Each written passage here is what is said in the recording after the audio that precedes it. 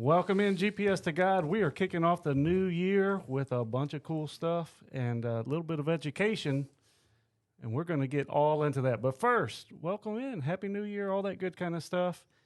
GPS to God, you know where you are. Check us out on Instagram.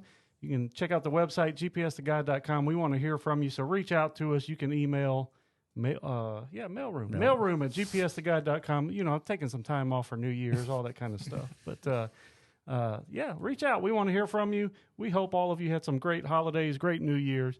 And we are here to kind of kick off the new year with some money-making opportunities. Today is educational. We're going to talk about money and maybe some money that you've not heard about, or maybe you've heard about and you have no idea what it is. But guess what? You're about to get an education. We've got Ty Dean back with us, Adam Halloran, Zach Edson, Daniel Sanders, and very special guest with us, Mr. Ryan Kumar. Let's go. What's going on, guys? Thank you for having me on. I got to pull this up. I want to make sure I get this right. I can't bumble this intro right here because, he's got some accolades I need to give him. Some big ones. Slow internet. We didn't pay for our internet this year. It's tough up here. You think in 2023 we could get some? You would think so. I'm just going to wing it. How about that? Go for it. Let's wing it. It's even better. Ryan has been featured in Forbes. He's been featured other places. I mean, we don't want him to get a big head, so we're not going to mention all of them. But he works with a lot of A-listers, and he's here for some regular people, just like me and Zach. And some C-listers like Zach. Yeah. Well, you're on a list. You're on a list, so you made it. But Ryan, I appreciate it, man. You taking time. I know you're busy. Of course. No, thank you guys for having me on. I think that the best thing about podcasts is that it's like, how can we now have a dope conversation and a relationship between like the virtual space of the internet, but then also we get to like record this and post it forever, so we're creating a memory in history right now. The internet is undefeated is what I like to say. Exactly. Meme it. That's right. Good haircuts, bad haircuts, whatever it is. Whatever. Yeah. Ryan is here to talk a little bit about cryptocurrency and some other things because that is the way of the world today. So Hot topic. Educational episode for us. If you don't know what that is, we're going to let him explain that a little bit. If you do know, we're going to go deeper than you thought you could go. Ty Dean is another one of our financial experts who's going to... I wouldn't say expert. I mean... I still haven't. I got to get my CPA license. Like I haven't even taken the test for that yet. So, so you haven't failed. That's a good point. There we go. Oh, so Ryan, I mean, let's just kick it off maybe by, can you tell people who may not know what is cryptocurrency? Yeah. High level cryptocurrency is the new way of money, right? We got Bitcoin. We have the different currencies that are out there, like the Ethereums of the world. And really, the basis is the essential basics to pretty much cryptocurrency is like people need to be unbanked, right? It's banking the unbankless. And that's the whole goal is like, how do we essentially have money that we own? It's not, run by a Federal Reserve. It's more so decentralized. There's no central owner of it. You're not going to be able to have inflation. It's, the whole premise of Bitcoin is pretty much deflationary. So it's like, how do we essentially have our own money that's like digital gold, like a store of value, at least for Bitcoin? And I think that's the future of money. And it's also programmable with smart contracts, if you're talking about Ethereum. So high level, it's digital money.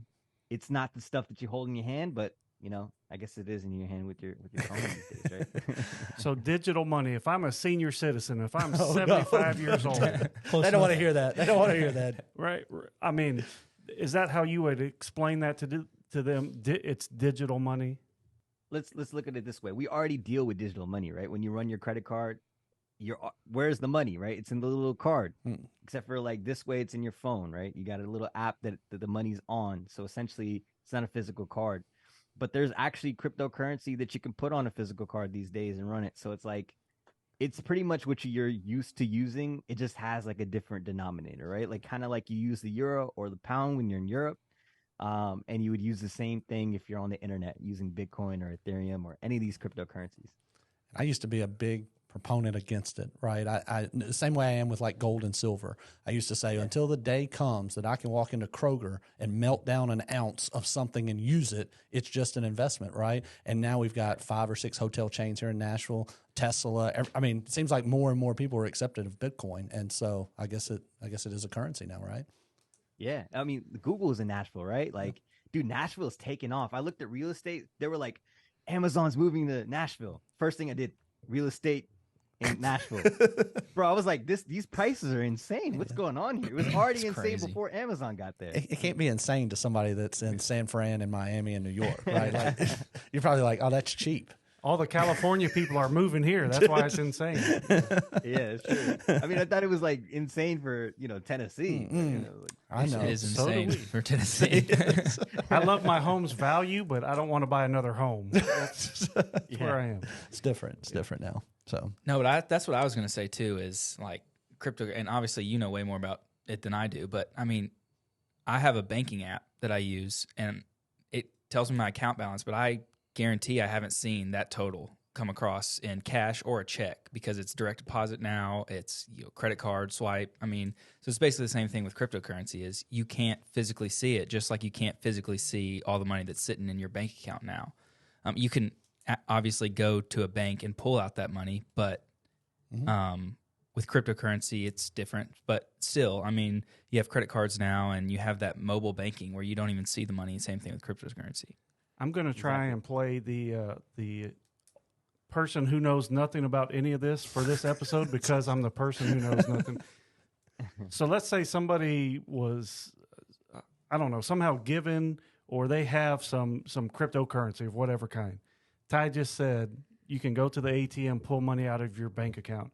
Is there a way somebody can go pull that money or transfer that money into another form where they can get it in cash or gold or a lot of different ways, right? There's even Bitcoin ATM now, right? Yeah, there is a Bitcoin ATM. there we go. So I'll let Ryan go. ATM This down is the his street, you deal. know? Yeah, no, but like Ty was saying, so excellent point. But just kind of, I'm going to answer both questions, but kind of like back to what you were saying about like, yo, I can take the money out of my bank account.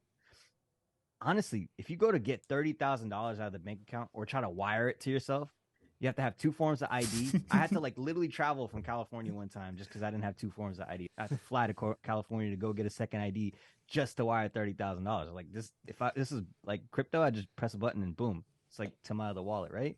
And it's insane. So if you go out and try to go to a bank and now get $1 million cash, you have to call in a day before or 2 days before, and then they got to go bring you cash from wherever it comes from, right? Because of fractional reserves. So essentially, I don't think anybody at this table has to worry about wiring $1 million and then going to get it. Well, that's what I was going to say. Hypothetically, the bank doesn't even have your money. I mean, they have my money because it's not that money. But like, I mean, if someone's over here going, well, I can withdraw $10 million. Well, they're going to have to go find $10 million. I saw a video the other day where a guy tried to pull $30,000 out of the bank, and they told him it would take a week to get it to him. No, Yeah. he's at the wrong bank. I mean, but that's the point. They don't have that kind of cash on hand, and it's no different than this. Yep. Where's the cash? Like, where is the cash? Right? Ghost dollars. Everything Well, is now ghost that dollars. I mean, this is going back to the 70s, but now they don't have any of the gold standard. I mean, now it's fiat money. Basically, is what people call cryptocurrency. But No I mean, different. you're looking at the U.S. dollar. I mean, it's backed by the full faith and credit of the U.S. government. But So Ty just said, an American dollar is backed by the federal government. Who backs a cryptocurrency? Yeah, good question. So you do have that conundrum, right? Where it's like essentially, that's a big word. I try to use that in the podcast. That's a good one. That's a good one. But you have the situation where, pretty much crypto it's volatile because there's nothing really backing it unless it's like a stable coin, right? Which you have your tethers of the world or your USDC. So that's like actually pegged to a dollar. So essentially it's like a digital version of a dollar, right? Where it's like, it's supposedly for every dollar that you have in this cryptocurrency, right? It's backed with a real dollar or a real asset that actually has that value of dollar. That's like a stable currency, right? And then on the crypto side, like a Bitcoin or Ethereum, it's really speculative, right? It's like, what does the majority of the people, it's, I guess, democratic and decentralized, right? Where it's like, what are the majority of the people who actually want to sell it for? Do I want to sell it for 17,000? Is there someone who's going to sell it for 16,000? Right. So it's a fair market. There's always orders coming in and out. And so it never really closes, right? dictated on the market. It never closes. I mean, unlike my job that, the market's 8:30 to 3, Monday through Friday, that thing is open 24/7, no holidays. It's a wild market. Man, I lost like $1,000 last night just like sleeping. It was like stupid. Yeah, you can't go to sleep if it's open the whole time. Literally. We talk a little bit about Ryan's schedule over here. I mean, I've got a question for you just because I know how much you work. I know the time zones, how much you're on each coast. How do you find time, or do you have to schedule time to yourself? I mean, I know that you're running a company, and I'm just interested to know because I have a problem with work-life balance. And so somebody that probably does it more than me, I'd like to know, do you schedule time off? Yeah, good question. I did schedule time off. I did see him, have some Instagram posts from Paris. So he got off a little bit, at least once. I didn't say that he wasn't working from there. I was working there. Actually. That was actually a crypto conference. I was at. That's crazy, right? That's right. That's what I think about work-life balance, right? Like I was in Paris at a conference, really doing business, but it looks like I'm having fun, right? That's the whole situation. But I think that's how you kind of infuse work-life balance. I don't think there's like a 9 to 5, I work, and then 5 p.m. to 10, I'm off. Like, I think it depends how you want to structure your life. You're the person who controls your life, and you're the person who controls your time. And I believe that my time's the most valuable thing in the world, right? But I'm so obsessed with what I do. I love like building products. I love talking to our customers. I love like working with people like Zach, working with people like Andrew, like amazing people we get to work with. And then I love to do this too, right? Like I love to talk to people. I love to shoot content. So I really do what I love. And then my third love is probably the gym, right? So all I do is like, if I just made a super important goal in my life was like, I'm 31 now, but when I was like 25, 26, I just decided that like, I'm not going to do anything that I don't want to do in life. Right. And I just structured my life that like, I'm going to go through hell for these couple years to like get myself financially set up. So then when I can take the reins back on my time. And that was the best decision I ever made, was that like just taking the reins back on my time and making everything go according to how I want it. And now I spend my time working 24/7, but it doesn't feel like work, right? It feels very fulfilling. So I think to answer your question, Zach, it's more so work when you want to work, but then also infuse life around it, right? And just be in the moment. And I think that since you have a family, you probably have a harder time with it because you have to delegate some time. Right? Hey, I got a 7-year-old that runs my house. Like that's my calendar. Exactly. How do you dedicate your time, Zach? I do a poor job of it, man. A poor job. I mean, what we do. It's just there is no 9 to 5, right? And it could be calls at 12 o'clock at night because my debit card's not working, to reviews and like time zones. Like that's we got international clients, and so it's hard. And so that's what I'm searching for, right? Of like how do you find time and make time for things that are important, and then also don't let your business fall on its face, right? Because it inevitably it falls and stops with me. So, yep. I just wanted to hear it from a like-minded individual that I know puts in more hours than me. Yes, sir. Appreciate it. I mean that can transfer to other disciplines as well. Absolutely. It doesn't just have to be the financial sector. I mean, other people struggle with that same thing of work-life balance, and where does family fall into that, and where does your self-care fall into that? Mm-hmm. Even mentally, Ryan said he likes the gym. I mean, you got to prepare yourself mentally, take care of yourself mentally as well as physically, all the same thing. So you mentioned you were in Paris for a crypto conference. Yeah. What goes on at a crypto conference? If you say I'm going to a sales conference, people can imagine a bunch of salesmen sitting around trading secrets maybe, or doing whatever they're doing. But what goes on at a crypto conference? Yeah.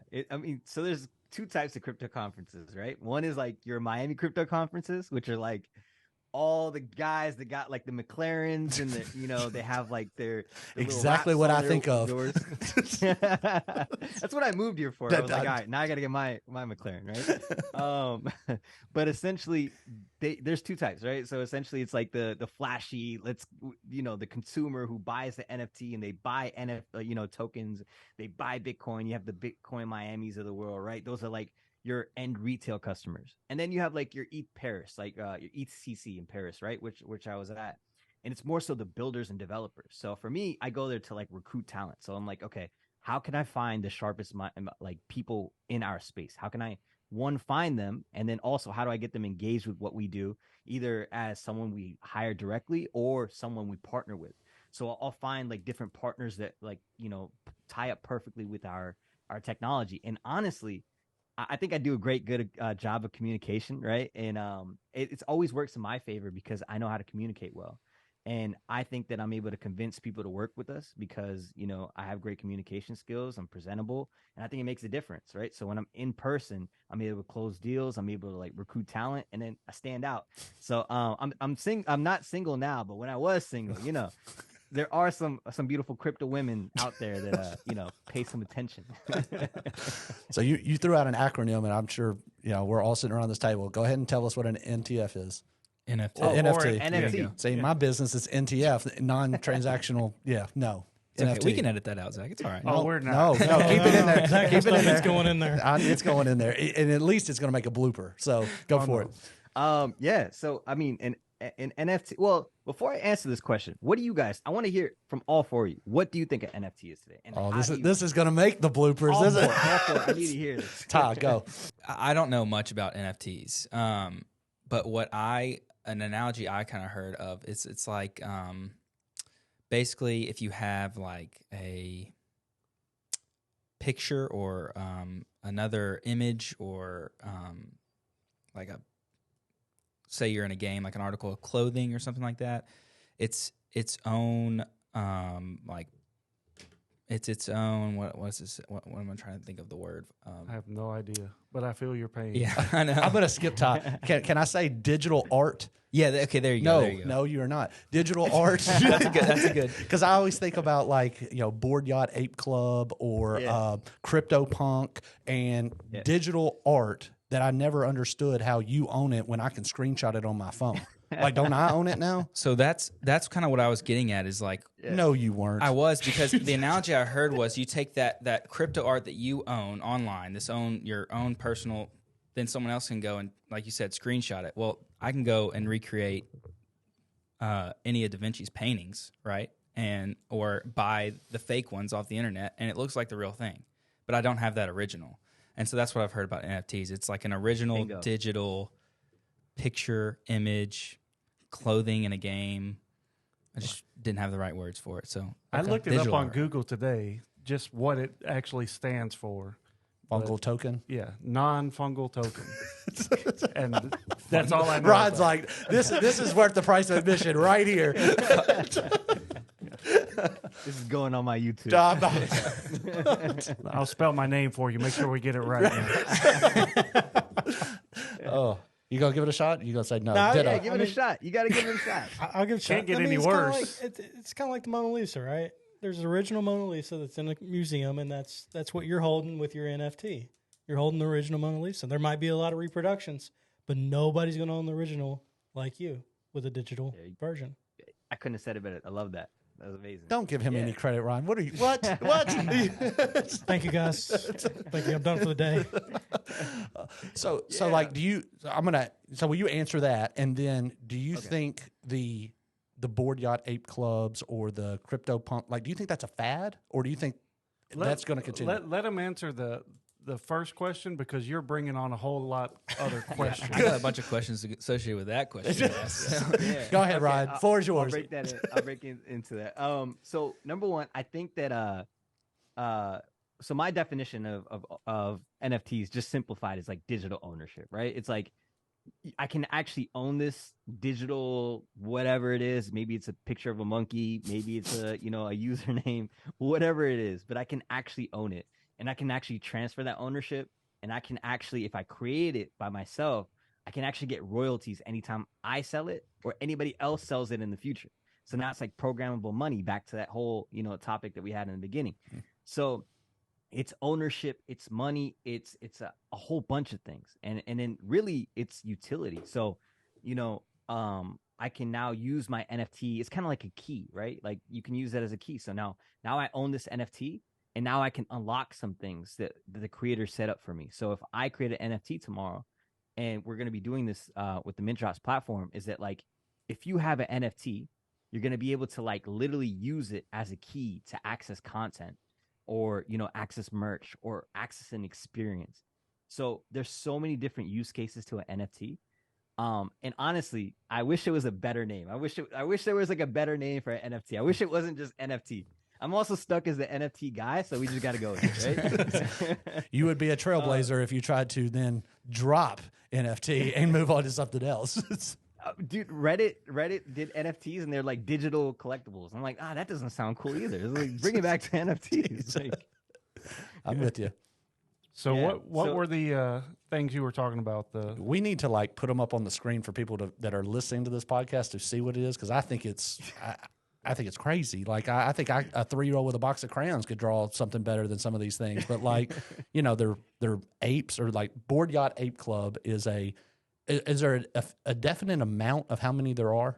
Is that what makes them popular? Like there's only 100 or so it's Board Ape Yacht Club. Yep. See, I even said that wrong. Board Ape Yacht Club, 10,000. There's a 10,000 people, or 10,000 NFTs in the collection. And so like, because there's only 10,000 of them, people are running up the price, right? Like I've got to be part of this community. Yep. Exactly. Hey man, you got to remove the quotation. No, I'm just community, right? That's what it is. And so, do you think that is sustainable, or like is this just a fad? And I would add to that, where do you see it going in the future? Yeah, good question, Ty. So number one, I think that Bored Ape Yacht Club is one of the rare exceptions to like those like digital pictures. Like there's only a few collections that are going to be able to do that. Like let's throw a monkey on there, let's throw an animal on there, let's sell it for like, whatever it costs, right? And then now the resale is like $400,000. I think that was a time period, right? Which was like 2021, early 2022. Everybody's going crazy over it, right?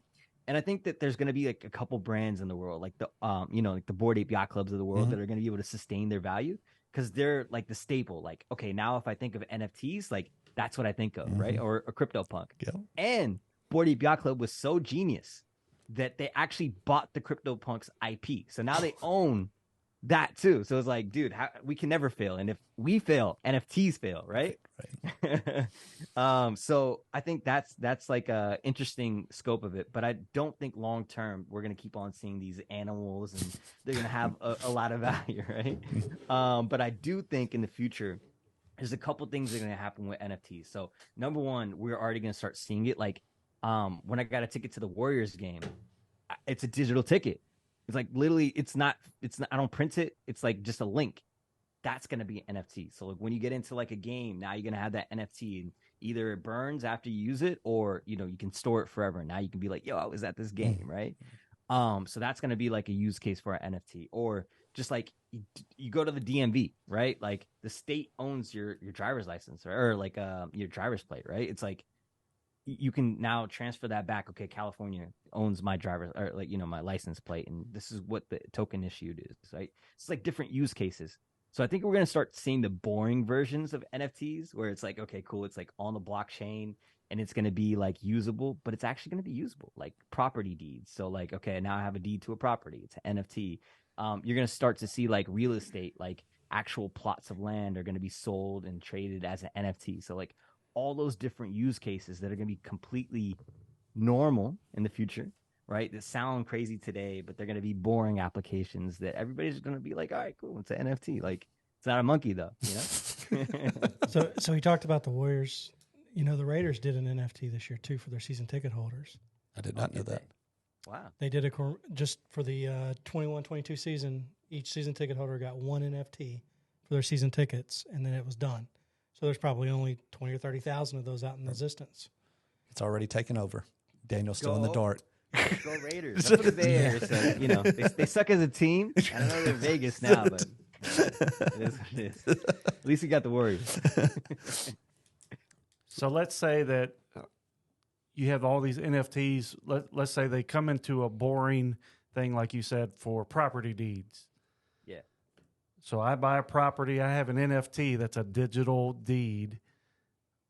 Where is that stored? Is that on a server somewhere and somebody goes and, there's a fire in that building, the server burns down and my stuff is gone? Or how is that? That's a good question. It's in the cloud. That's a really good question. See, I think we're going to circle back to this to tell me the difference of FTX and Coinbase or any other wallet you want to talk about. Let's do that. Let's talk about it. Because this is going down the same path right here. Yeah, no. You saw that. Like FTX had like an NFT that like literally they sold for Coachella. And because it was the actual data of the NFT was stored on a server, which is not supposed to. It literally like the NFT like now doesn't have an image or it doesn't have its utility or something's wrong with the NFT, right? But how the NFTs are supposed to be immutable. So like essentially it can't go anywhere. It's on something called an IPFS, which is like long. It's gonna bore you, but it's like an interplanetary file system, which just means like this actual image is now stored like in public forever, but it's still linked to the ownership of that token. That's how it's supposed to be stored on the blockchain itself, on the IPFS, right? And it shouldn't be stored on a server. But you see a lot of people are just sloppy with their development. That's why they need to go to Mintdropz. But, they're sloppy with their development, so they'll put it on the servers. But it's not supposed to be on a server at all. It's supposed to be on chain. And that's what we do at Mintdropz, Mintdropz.com. Let's go. Well, we were going to get to that, but there is no better segue. So Ryan is a very smart guy, as you can tell. He is, I don't know, he'll tell us maybe how many companies he's been involved with and bought and sold and created. But Mintdropz, what is Mintdropz? And then the questions will flow from there. Yeah, I appreciate it. So pretty much Mintdropz is two things, right? So I'll tell you where we started off as and now what we're doing today. And kind of like what we started off was like, we just want to find a way to bring power to creators. That was like my main goal. Was like I worked with a whole bunch of content creators, big, small, and they all had like the main focus like I love what I do. I love it and I don't want to do anything else.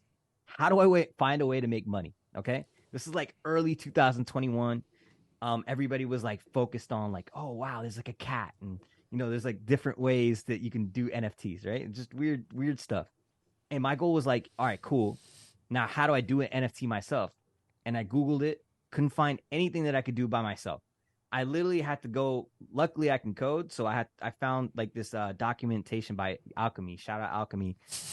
Really good. They're like our good friends. And I had to do this program over like a weekend and I figured it out. And I was like, dude, this is tedious. Like there's no way real artists are going to do this. Engineers are going to get all the money for all these sales and anybody who knows like that technical barrier. So my goal was like, all right, I know creators, I advocate for creators, and I'm going to find a way that they're going to be able to use this without having to code. That was my first mission. That was great. We ended up partnering with all the biggest blockchains, Polygon, Celo, Algorand, and they ended up like funding us as well. So that was great. That was really like they funded the research and development for it. Like it was great. And then we built like an ecosystem around that. And then now today we're on the same mission, but now like the products change, right? So like we're launching a couple products and it's going to be exciting. So number one is like we want to foster like a community for creators, right? You guys are creators. And I think that you guys need to be around other creators that are focused on growing their brand, like monetizing their brand, like that want to like send other content creators like their edits like, yo, is this good? Is this bad? You think this is going to perform good on the algorithm? I feel like we want to build that network of creators first. That's like the biggest thing is like-minded people should be in one place and they should be like around an ecosystem of people who can help them out, right? Like how much effort could you get if I talk to you every day about content? I just hit 1 million views. Like my girlfriend, one of her videos just hit like 250K. I was like, all right, cool. What'd you do what'd you do for this? But now imagine like the person who doesn't know any other content creators. You have like this space that you can go to where you can reach out to those people and talk to them. That's the goal. And now what we're going to do is not only build that community of those content creators, but we're also going to bring in people who are, the top of the food chain when it comes to either sports or, content creation or YouTube or films, like top level people You know who I'm talking about, Zach. You run in a different circle than I do. We'll get to the breaking news in a few minutes here, but let's finish with the mint drops. Yeah, okay. Yeah. So like building that community of like top level creators that are going to be able to like give other content creators like the game of like, okay, this is how the YouTube algorithm works. This is how you should use it for your benefit. Let's create like a clips channel, etc. So grow your brand, and then also monetizing. So maybe it's merch deals, maybe it's sponsorship deals. Maybe you didn't know that you can actually have deals with blockchains that'll pay you to actually talk about it on your podcast, no matter what your viewage is, right? So it's like so many different things that you can learn. We want to put in an ecosystem for creators and give that for free.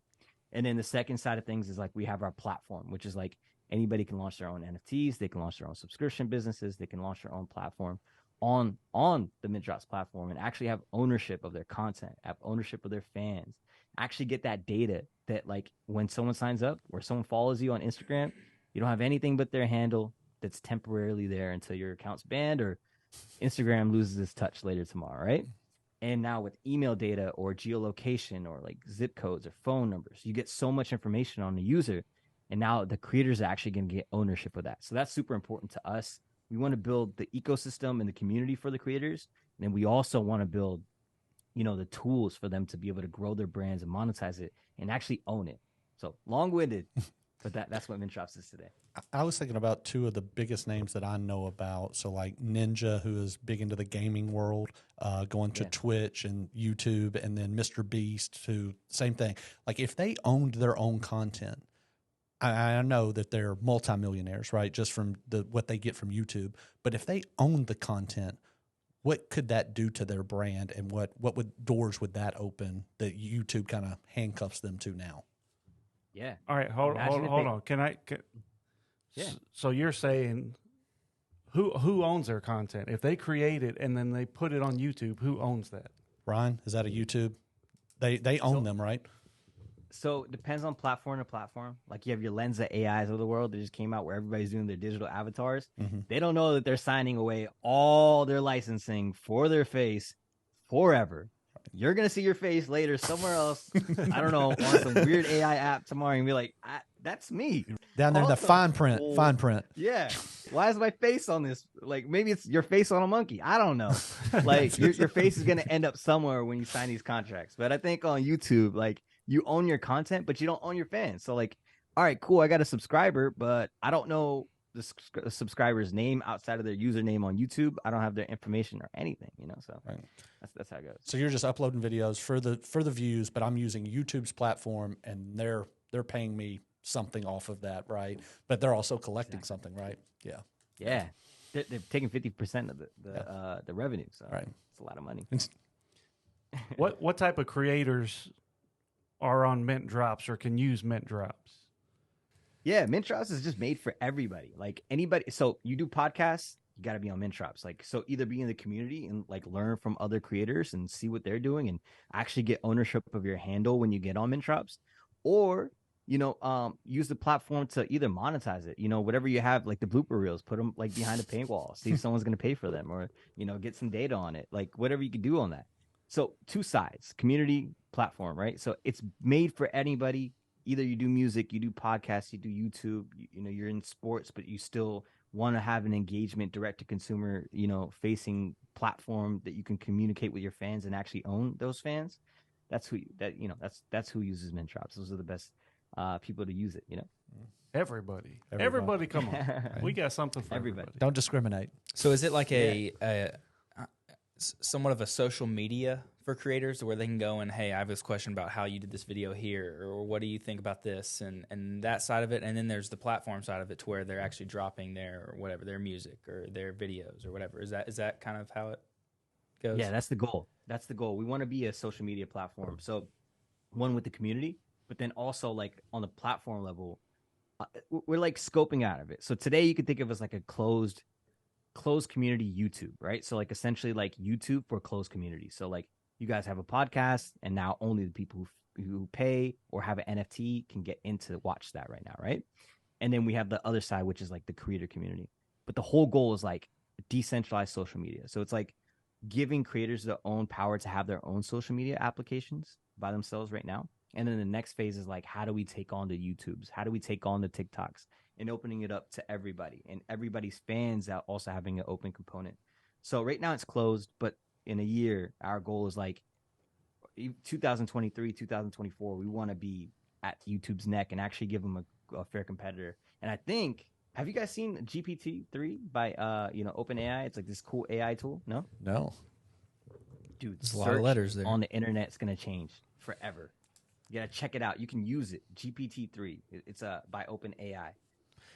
Now this is gonna be insane. All right, insane. It's literally like you can talk. So you know how you have Siri on your phone, right? Literally, it's like, all right, Siri on your phone, but you can chat to it, right? And essentially, you can do anything with it. So it's like it can write code for you. It can read code for you. That's just on the engineering front. But also, like, you can have it tutor you. So it's like, yo, I have this book. You give it your book, and you say, hey, teach me about this chapter. It'll teach you about the chapter. It'll talk to you. And then you can actually write back to it, ask it interactive questions, and even it'll write back synthesized versions of like what it wants. If you want it to speak back to you in like a Chicago 40s gangster style like slang, it'll do it for you. I would be in so much I've trouble seen at this. school. I've seen this on Twitter. Give me this seen book it, right? chapter. Oh yeah, no, it's insane. Like there was professors from some big school, not Harvard or anything, but something like that, and they were like, they put their essay prompt into this GTP3, and it came back, and it wrote a whole essay based off their prompt, and the professor was like, "This is a solid A- in my class." Like it's unreal. Dude, homework's done for Dude, life. it's That's it. It's over. It It's is- over. it is I might insane. go back to like grad school right now. I got AI on my side. It's ridiculous. It's insane. That's another level. We couldn't even have calculators when I was in high school. Now look where we are. Now it's on your phone. Yeah, Once I you could go in. use it- I could go in there and say, "Give me 3 like sayings that Zach Edson would say, or things how Zach Edson said," and it would come back to me like with if it had the knowledge of who you were, it would come back with like 3 things that you say. It's ridiculous. My mind's blown right now. Yeah, So you talk about Mintdropz being out there for the content creators to come onto and kind of maybe at some point be in competition for the YouTubes or the Twitches of the world that are backed by multi-billion-dollar companies. And, you know, Yeah. the main thing that I see with the content creators out there is that nobody understands the algorithm. Is that Yeah. something that Mintdropz plans to change and help them understand your algorithm and how you push it out to the correct people? Because, you know, it doesn't do you any good if you're pushing it out to 1 million people, but it's 1 million people that don't care. Yeah, no, super good question. Super good question. So I'm going to break it down into 2 parts. So one is like how algorithms work today, right? So how algorithms work today on social media. So, right, Instagram, YouTube, and TikTok. Now, the TikTok algorithm is really different from the YouTube and Instagram TikTok. Or the YouTube and Instagram algorithm are very similar, right? And the TikTok algorithm is very different. It's kind of programmed for short usage, nonverbal, very fast, kind of, you know, as fast as you can and as much dopamine as possible, right? It's like cocaine, like literally algorithmic cocaine, right? And then also you have Instagram where, you know, it's more so focused on retention. So now is and YouTube. So this is like literally some super sauce right here. Pretty much what you want to think of the algorithm is it's your instant feedback loop. Once you put something on YouTube or you put something on Shorts, it's feedback on, is my content good? Or people watching it all the way through? That's what it's doing. There's 2 things that it's looking for. And what you have to understand is, like, if you want to work the algorithms to your favor, you need to make a couple things, right? So one, in the style of editing. When you edit your videos, you got to make sure that you edit it so it's concise. People watch all the way through. Second is you got to make sure that when you are creating content and you're putting it on the algorithm, that you're doing it like according to like the platform, right? Like, and a lot of the platforms want short and concise. They don't want 30-second videos. They want 10-second videos fast, right? Dopamine. And you got to just kind of work the algorithms, because algorithms are what get you seen today. And I wish I had algorithms 5 years ago. I'm not like an anti-algorithm guy. I know there are pluses and minuses to algorithms. And I'm going to get back to like how we use that in Mintdropz. But if you can use if you could use algorithms to your benefit, you are in a whole nother league. You just got to understand about content retention and how to get like these things going for you. And it can get you so much reach And right now the algorithms are still nascent, right? So it's still promoting, everybody to, everybody. But essentially it'll change eventually, where it's going to only service the best people to, everybody. So you want to focus on, while these algorithms are favoring everybody, how do I get it to as many people as possible? How do I now format my content to actually hit the algorithm in a good way that it refers it to as many people? Because it's essentially, it's evil, but it's your evil, sidekick that essentially gets you some views, and views can lead to attention, and attention can lead to money. So algorithms are good. There are minuses, and then there all also is how we use it on Mintdropz. But before I leave on, did that answer your question? Where should I go from here? No, that's good. Okay. I think that's one of the things. Sorry, you continue on. Yeah. Just comment. No. That's one of the things that Mr. Beast does so well. Like overtaking #1 subscriber on YouTube is he figure out, okay, this is what the algorithm likes, and this is what gets people to click on it and stay watching these videos, and he does it really well. Go back. Ty, you want to describe that a little bit more, like on your perspective? How do you guys all view algorithms? I'd love to hear it from a non-insider look at it, because I have like some insider knowledge on how they formulate the AI models too. Because when I worked with like a couple companies in AI before, like I understood what are the parameters they look at. But I'd love to hear like how you guys look at algorithms too. So, I'm going to be the non-intelligent person in the room right now. So when my daughter, speaks into my phone or, voice texts me about Disney or whatever, and then all of a sudden on CNBC, my ad runs across of like every Disney movie known to man, or like these dolls or whatever. So is something picking that up, like some type of AI, that then is forcing it to me, because now me and her text and I'm getting just bombarded with ads. So can you manipulate that in some way to then get that to the masses? So they say that they don't do it on Amazon devices, and they say they don't do it on Apple devices, but I'm a non-believer. I get the same ads too. Yeah, you got to ask Bezos and Zuckerberg. Again, that's not my circle. That's the next guest we're having on. Yo, let's get him. Can I join? And that's the benefit of YouTube right now, is that they have all those phones that are backed by YouTube with their operating system, and that directly feeds right into, you guessed it, YouTube.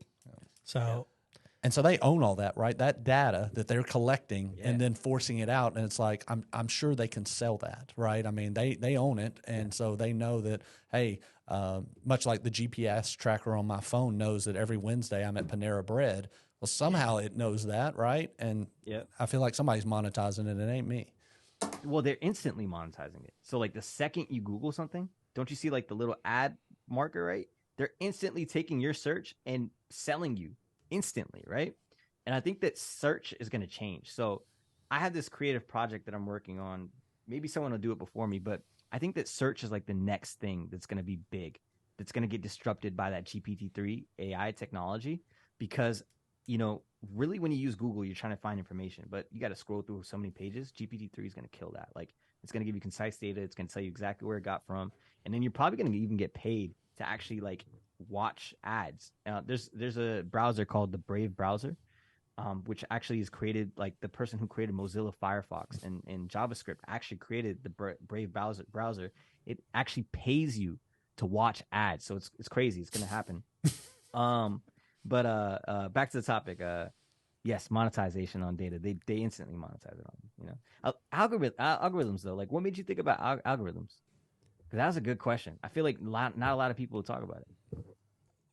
I watch a lot of content creation on Twitch and YouTube, and and the $1 million question they're all talking about is what does YouTube do with its algorithm? How does it work? I don't understand it. I don't know how to get myself seen.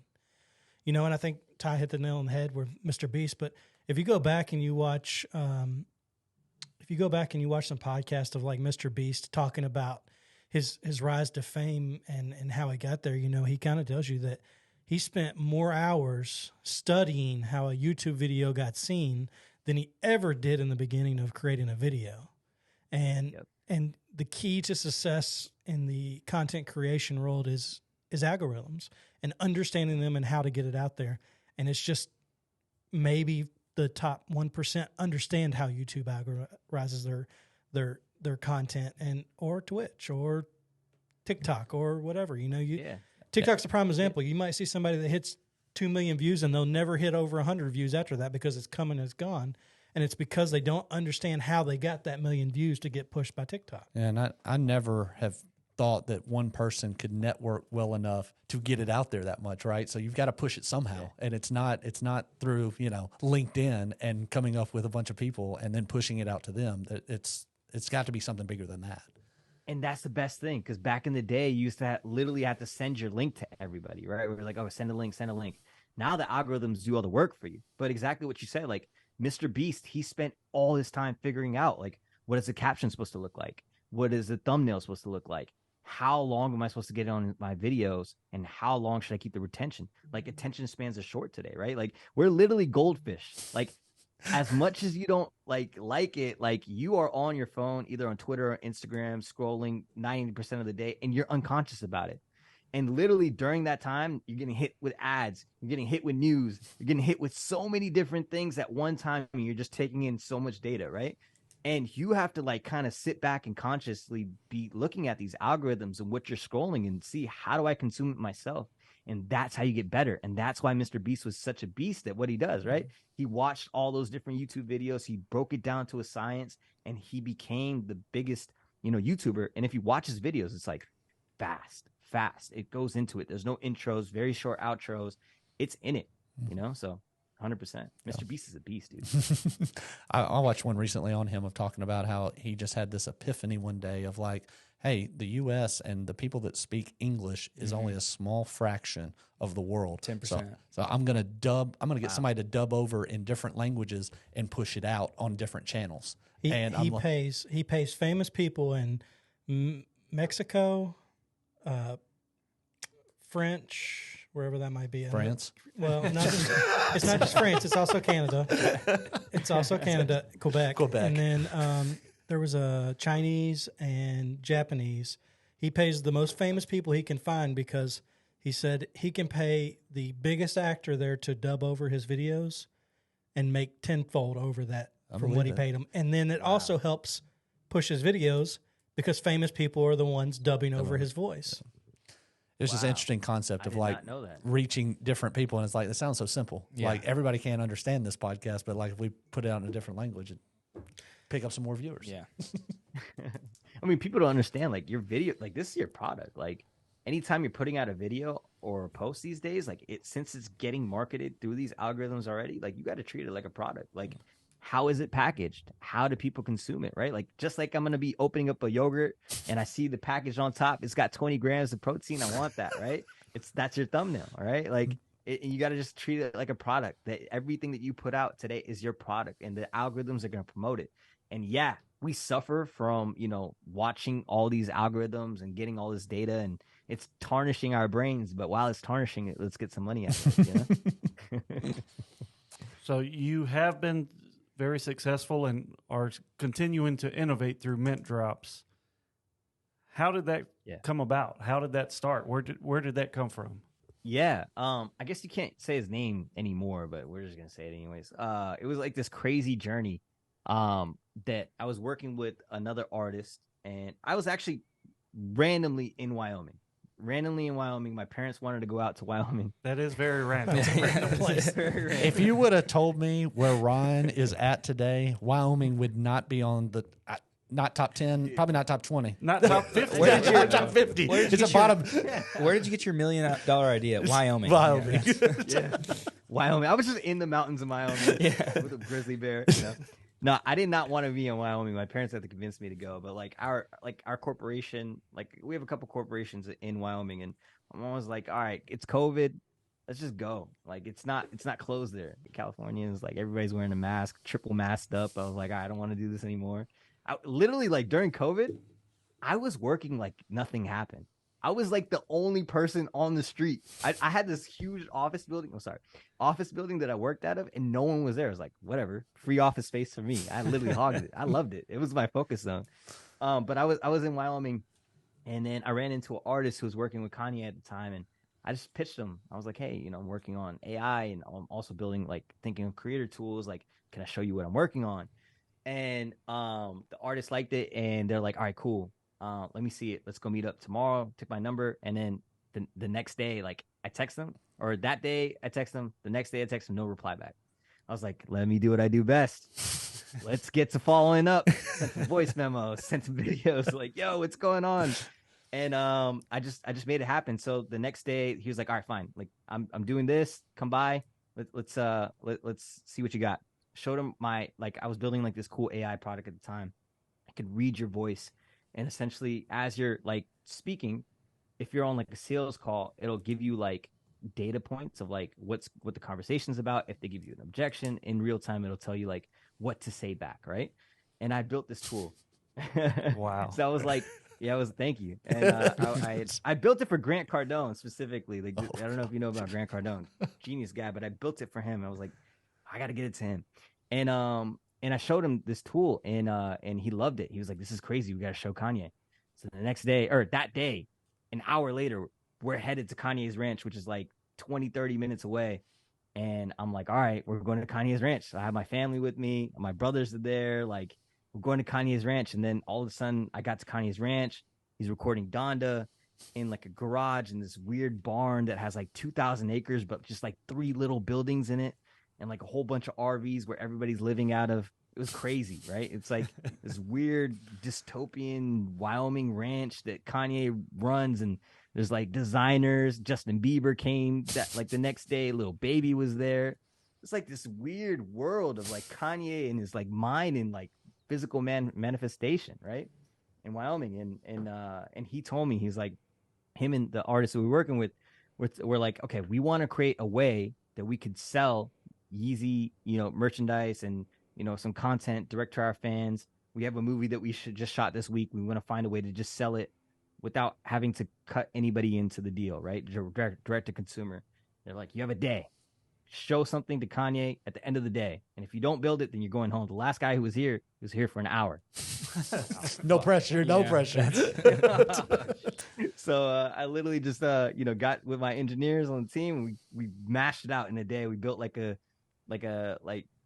platform based, like bare bones of what Mintdropz is today, but it had video streaming and you had to pay to get in, and it had merchandise, like you could sell merchandise on it. And we showed Kanye, and it's like this huge screen that he has like in this barn, and someone's playing a guitar as we like show like the image. I have a video. This is crazy. It's literally guitarist like playing the guitar as like we're watching it, and then like I played the screen, and literally I'm like waiting for Kanye's feedback, and I play the video, and we play the video. It has like Kanye's music, right? It's like it's what the song is today. That's on the Donda album.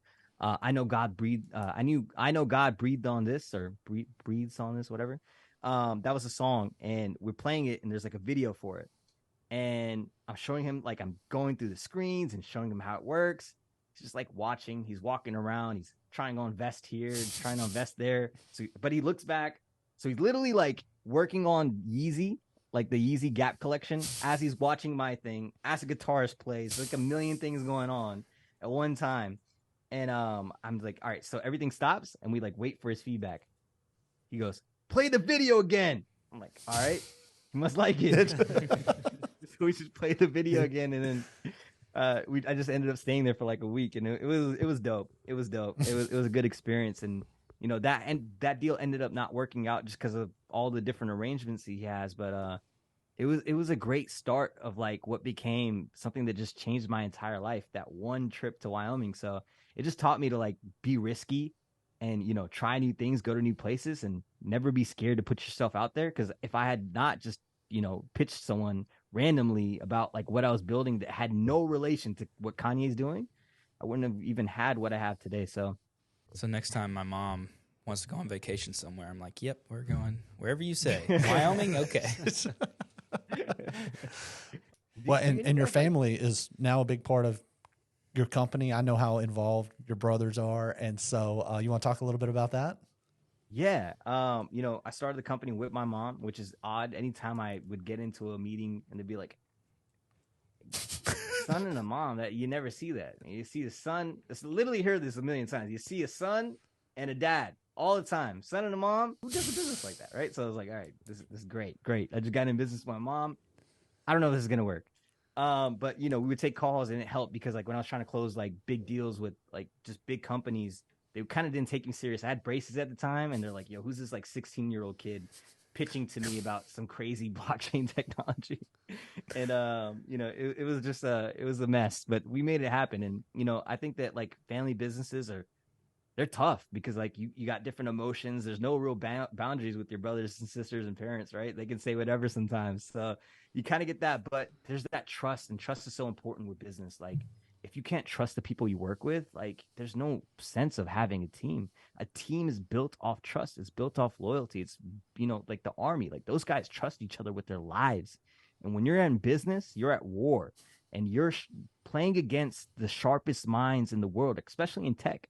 And if your team is not built like an army and they're not cohesive and everybody you have around you is not like an army, you're going to lose that war. You're going to lose that battle. So you got to build a team that's like full of warriors, built of people who are trustworthy and loyal.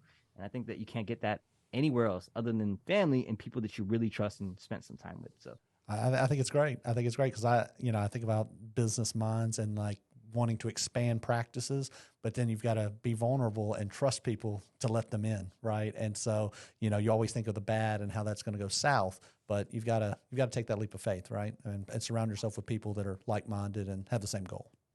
100%. I want to flip it on you. Oh, guys. no. Like, what do you guys do outside the pod? Like, what's your life like? What do you guys do for work? All that stuff like that. Like, I'm starting it off. Yeah. Okay. Well, Yeah. He's the youngest one here, so greatest yeah. athlete that you've never heard of. All right. We'll hear about him soon. Everybody starts. I don't have the He's getting height red. for that. I don't have the height for that. No, I'm an accountant. I just graduated back in the spring from Western Kentucky University. It's in Bowling Green. Probably never heard of it. But a company called Elite Body Sculpture, and they do fat removal and body contouring with that fat. And the CEO has actually come up with this like new process and new technology for this process that he patented to remove the fat cells from your body without killing them, so that they can be redistributed. So, say you had like BBLs that women want to go do. They can say they have fat around their stomach area they want gone. So they take the fat cells out from there and then they transfer them to wherever they want in their body. So I'm an accountant for that company, and I just got married in the summer. So Wow, congrats. yeah, new start to a new life. It's pretty exciting. I want to come back to marriage. I want to know about that. I guess we'll let everybody come back, right? I've been working in the IT industry for the last 20 years or so. I'm currently working on an enterprise solution of an Oracle for an HR, financial back, and training system. So we run PeopleSoft in an Oracle databases, and we have Windows and cashiering-based systems, and we do it for the entire state of Tennessee. So You know what I do. Big money making big money. No, That's what come on, that should no, be on your business that is card. not. I'm more like of a glorified hand holder, and I don't know. Sometimes I'm I book flights, and sometimes I'm buying real estate, and other days I don't know. I can come up with anything, right? Going out to eat with guys like Ryan. Yeah, Making deals happen. My birthday with Zach. That was a great birthday. Top 10. Top 10. When's your birthday? Two, really. What was it? I can't even remember. He is pretty young, birthday than Zach. that one. He's only had so many birthdays. So top 10 is not Doesn't that. mean a lot. I know, that's right. That gets me in the top 40%. hey, it was better than Wyoming. Oh, I don't It know. was better than Wyoming. Literally. What month is your birthday? October. I'm an October baby too. I'm gonna make plans next October. Libra? Zach's gonna Are you take Libra? both of us out. Let's go. We had wings. We I was got a telling good wing Andrew spot. about it. Exactly. It was so good. We went twice, 2 nights in a row. Same spot. And a lot of that has to do with San Francisco. I didn't realize Yes. shuts down at 8 p.m. and there's no food to be had anywhere. Literally. So anyway, sorry to steal your thunder. Oh, there's no thunder over here. The short version is I work at a church now. Okay. Been doing that for 2 years, and before that, I was in the Army actually. So Wow. doing cool guy stuff and Jumping out of airplanes. yeah, jumping you out weren't of just there. in the Army. You were jumping out of airplanes in the Army. Yeah, I was doing a lot of cool stuff. I think it was cool. Other people may not. But, that's a young man's game. And, my kids were getting older and stuff. So I transitioned into something totally different. So. I love to hear like your mindset. Like, what is it like jumping out of a plane? Like, can you tell us a little bit about the mindset and like the bravery it takes? That'd be crazy. Yeah. All Dude, right. I can't even think of that. My philosophy on jumping out of an airplane, why would I jump out of something that's perfectly good? It's never going to happen. There are no perfectly good military aircraft.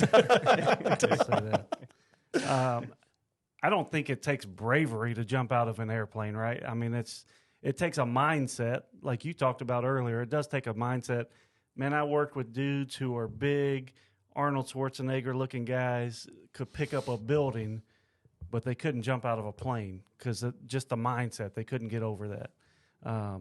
But, I mean, it doesn't take bravery. Some people would say it takes the opposite of bravery. You got to be a little stupid. But it's just a mindset. And like, when you have guys who, they make movies about like Sniper or something like that, or Navy SEALs, Special Forces. Those guys are regular people. You could go eat dinner with them and have wings with Zach, and they talk just like we're talking here today, and you would never know he's the baddest dude in this zip code, right? And could do a lot of cool stuff.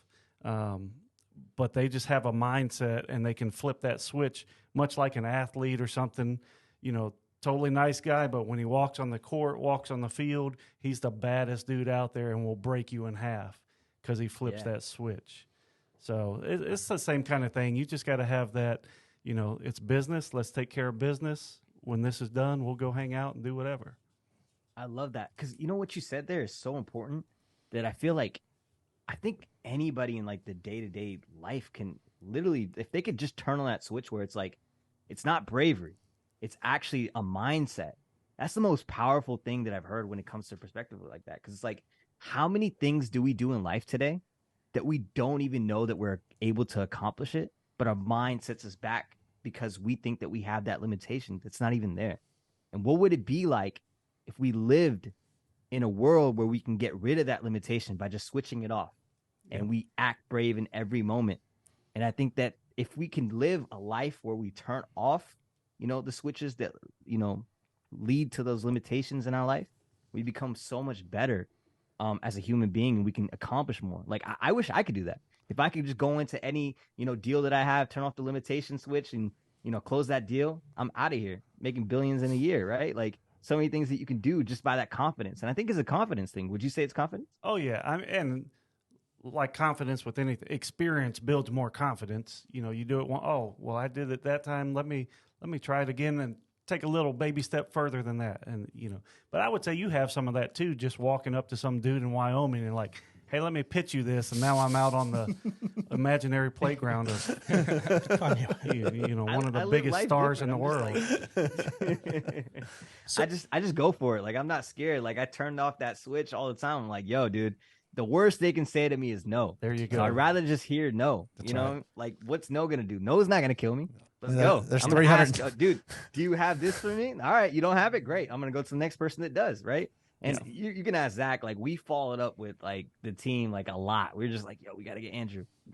Like, and we made it happen. It's because persistence and that lack of fear and confidence, when you put that together, bro, you're out of here. And just a lot of people don't know how to put that little secret combination together. But if you have that persistence, the confidence, and, the lack of fear, you're out of here. You're going to be a billionaire. So did you have an IT background before you started Mintdropz?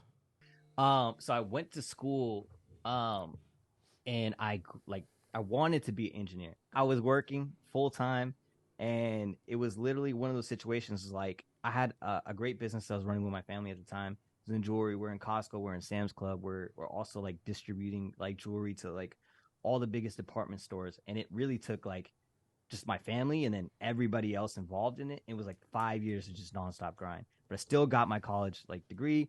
I got in like liberal studies because like I couldn't do computer science. Like, I didn't have any time, but I needed a degree just to show myself that one, I could do it.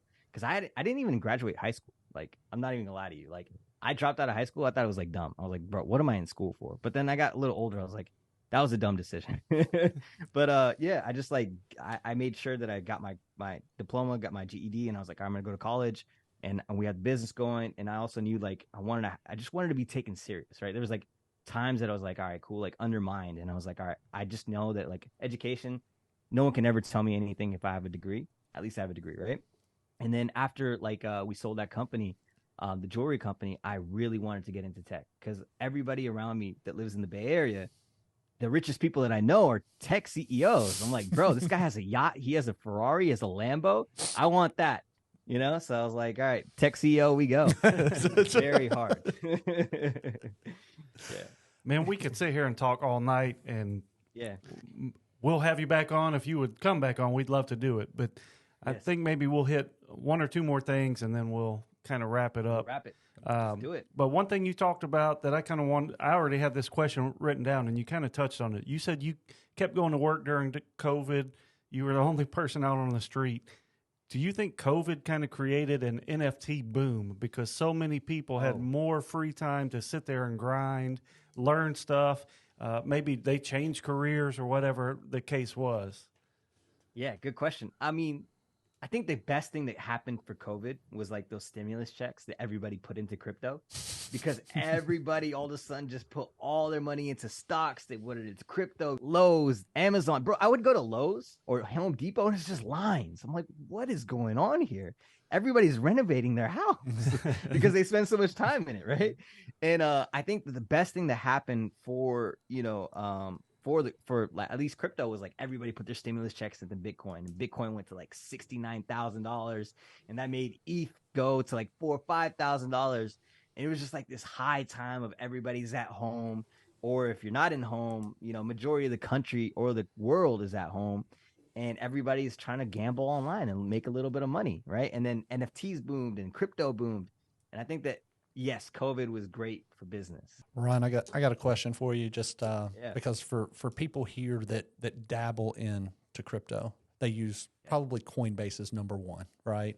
Yeah. And so in the news lately is FTX, right? And so if you were new and starting to dabble into crypto, one, what would you be buying? Would you just stick with the big ones, Bitcoin? And then two, how would you safeguard against what happened with FTX? Super good question, Zach. So if I was just to begin as an investor in crypto today, I just tell people always the same thing. Look, stick to Bitcoin, stick to Ethereum. Bitcoin's the easiest. And honestly, it's done phenomenally well historically, right? It's not going to go anywhere. And big institutions are buying into it. So my advice to anybody is literally just buy $100 of Bitcoin, maybe a week or a month, and just do it as much as possible. It doesn't have to be a whole bunch. And you don't have to really worry about the price for today. So if you're looking for short-term gains, maybe it's not the best strategy. Long-term, I think that Bitcoin is going to be one of the best assets we can buy for cheap today. And I don't think this opportunity that we have to buy this asset for so cheap is going to be the same price in the future. I know it won't be, right? And you have to understand that Bitcoin is a great asset, and it's the safest if you're going to look into crypto. So just buy a little bit of Bitcoin every day or every week, every month, every 3 months, whatever. Stack a little bit, just put it in your portfolio. And then to safeguard against what happened with, FTX is you got to have a hardware wallet. A hardware wallet is just a device that keeps your crypto safe. It keeps it offline and on blockchain, right? So literally that little device can save you so much money and save you from getting wrecked. That $100 was the best I spent at Best Buy, by the way. There you go. Yeah. So how would you manage Bitcoin as a financial planner? To me, I think there's good question. I want to know. There's a spot for it, right? I mean, you could say that there's a spot for real estate because we're not building any more dirt, right? That there's a spot for, I think it's just risk tolerance, right? What are you comfortable with? If you're one of those people that puts your head on a pillow at night worrying about the fluctuation of Apple or Amazon, Bitcoin's going to kill you. You're going to die. Yeah. But if you can stomach the risk and look for the long term, I mean, some of the best money managers of my lifetime. I mean, I put Kathy Wood up there, right? I mean, as far as innovator, and she's calling for Bitcoin in the next 2 years to be at $1 million. And so you're thinking, well, it doesn't even got to get there. If 17 goes to 34, back to 69 or wherever it fell from. I mean, I just think it's about appetite of risk and what you can stomach. Yeah, no, 100%. And I think that like 2023, we most likely, I know the CPI came out today, right? And like I missed that pump because I pulled out yesterday. That's why I lost some money in crypto. It's like I did not want to get plummeted on the market because I still trade day to day, right? And I pulled out for the CPI. I missed the pump, but interest rates are, it's an issue, and I strongly believe we are going into a recession in 2023, but that does not mean the economy shuts down, and that does not mean that the flow of money stops. It just gets a little tighter. But sometimes the best businesses are built in a recession. Airbnb built in a recession. Uber built in a recession. Like these are some phenomenal companies that came out of a recession, number one. And then also the assets that you can buy in a recession. Bro, Facebook, if they turn around, you got a 90% discount on it, right? If any big tech stock today, if they turn it around, you have a 90% discount on it today. If you get any cryptocurrency and they turn it around and they do good in the future, it's a 90% discount from where it was. It may even be 180% discount from where it goes in 2024.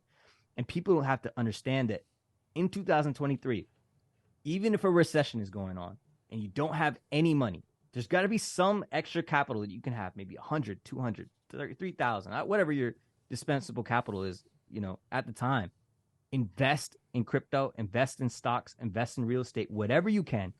Recessions are the best time to ever invest if you have some capital. And I know it's going to be tough if you're like trying to save some money, but like literally, bro, I'm trying to do as much as I can to get as much capital, like, free form capital right now to be able to invest in next year. So let's buy the dip. So along with that, what would you say to people who have seen FTX and seen what SBF has done with FTX and how it's collapsed and the billions of dollars he's lost of people's money, who look at that and now think all of crypto is like that, and they lose the trust of crypto? How is there a way to regain that trust? And if so, what would you advise people who might be a little cautious now because of what just happened into getting into crypto? How would you encourage them? Ryan, can I take that first? Just on that front, like I view Bernie Madoff in the same way, right? That nobody wanted a money manager working for themselves independently. They wanted a big firm. And all you read about online is people at Morgan Stanley or Goldman Sachs, big firms still not policing it correctly. So I think that goes on in every industry. But this may be the biggest, quote unquote, Ponzi scheme of our lifetime of how much SBF took, right? And I think too, so going along with that, I think too, a lot of like people are wary about it because it's unregulated, but I think that's also why it's valuable, is because it's unregulated. So how would you, like, back to the question, how would you kind of encourage someone who maybe lost that trust? No, we literally had some deals in the pipeline that literally like last minute were like, actually, we got to wait a little while. I'm like, bro, literally we spent like so many months doing this. And it's a heartbreak because it's like we spent so much time, dedication, making some deals pull through. Or like, we spent time actually trying to get deals. So there's reputational damage, right? Like to crypto as an industry. And it sucks because it's like you get players like SBF that like literally stole people's money, but people don't understand that like not every application can have access to your money, right? And then the second side of things is like, there are precautions that could have been taken from those people who hold on custodial wallets, but that's another topic. But it has hurt the industry for sure, right? But I think there's a lot of proponents of like the makings of a great comeback, and I think that crypto is gonna be here forever. I know it's gonna be here forever, right? And big institutions are buying into it. I think people just need to be a little bit safer moving forward. Stay away from like high yielding products and stay away of anything that could be kind of crypto Ponzi related, altcoins and stuff like that, smaller things. Yeah, I mean, depends, right? Because like I think altcoins like have its place. Like there are some amazing coins out there, like Matic, which is Polygon. It's one of the best blockchains out there, right? And Binance has their BNB token. Binance is not going anywhere. Binance shuts down, crypto shuts down for like a good 5 years. If they go down, we're done. How would you? Is there? Or maybe you're doing that with Mintdropz. You're trying to make it to where, look, no, that's not. You own this technically. This is why it's not going down. I'm not taking your money and spending it or buying back and forth with my friends, buying each other's coins to make profit out of nothing. Pump and dump. Pump and dump. So I was just I think you answered it. Just how to encourage people to get back into the crypto market who maybe have seen this and are a little bit timid now. Well, the best thing is that like once these crypto prices start going up and people start making a lot of money, that all goes to the wayside. Everybody's like, oh, wait, Bitcoin's at 39,000. It's going to 100K. We're back in. So that's going to happen for sure. So you'll forget about it again. And then that same thing happened with the ICO scams. That was crazy because it was like a whole bunch of people doing like ICO scams. That was pretty bad. But SBF, like he stole customer funds. Like that's like a bank, right? He kind of ran it like a bank. And he was like trying to do the whole fractional reserves thing, but he was not supposed to do that. So he tapped into wallets he wasn't supposed to have access to. He was an actual criminal, right? And that's not tolerated. I don't think that's tolerated in any industry. But since this is so big and it's attached to crypto, and there's already so much disinformation about crypto, people are not educated about it. You have that stigma. It'll all pass. It always passes. And honestly, it's the best time to actually join crypto and work on crypto projects. All the competition is somewhere else. So we're soaking it up. I've got more partnership deals from like big crypto companies in this bear market than I ever did before because so many people are now out of the game. We weeded out people. And honestly, if you can survive during this time, you're going to be so good in 2024, you know? Do you think the government tries to come in and regulate at some point in time? They should, honestly, because it would be so better, like so much better because so to launch a cryptocurrency like an altcoin today, they're unregulated because the United States looks at them as a security, right? And the problem is a lot of these tokens are a utility. Like you actually have to use it to use the protocol. And now they don't have any regulatory framework for actually having these utility tokens. So now if I just have like an actual token that I use in my game, it's a security. Now I'm going to get arrested for even doing this in the United States. So it's like, bro, we have to come up with a way exactly how they did with cannabis, right? Like they legalized it and they created frameworks and they created taxes around it. The same thing is going to happen with crypto next. That's the next frontier. And when that happens, that actually might be the best thing and the worst thing because now every little gas station might have a cryptocurrency. So that's going to be a problem. But the best thing after that is that like there's going to be a lot of taxation and there's going to be a lot more, safe. It's going to be a lot safer, right, for the end consumer and the end retail person because I don't have to go to, the BVI to start a corporation now. I can just go to the United States of America. I can go to Wyoming, launch my token. It's regulated and I feel good, Yeah. You talked about kind of some of the, fear mentality, people sitting on money, not investing it. I read this last week. I don't know how I came across it, but this was Warren Buffett. And he said, be fearful when others are greedy and be greedy when others are fearful. Same thing you were talking about, put $100 a month in, invest $100 a month, a week, a quarter, whatever you can in times like this, because that's going to pay off much bigger for you than when everybody's greedy, everybody's riding that high. Well, that wave's going to crash eventually, or at least come back down, to a relative normal. Exactly. I mean, that's exactly what you said. I mean, Warren Buffett, prolific investor, right? Get greedy when others are fearful and fearful when others are greedy, right? And that's literally the state of the market today. Stocks, Bitcoin, cryptocurrency, buy as much as you can. At least be intelligent and do your due diligence when you buy things, but buy the right assets as much as you can right now and accumulate because the stigma is going to go away. It's a discount on the price. All right.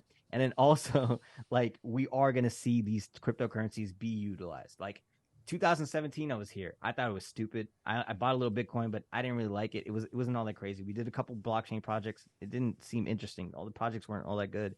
2021, when I got back into it seriously, bro, the technology caught up just like AI. The technology is caught up today.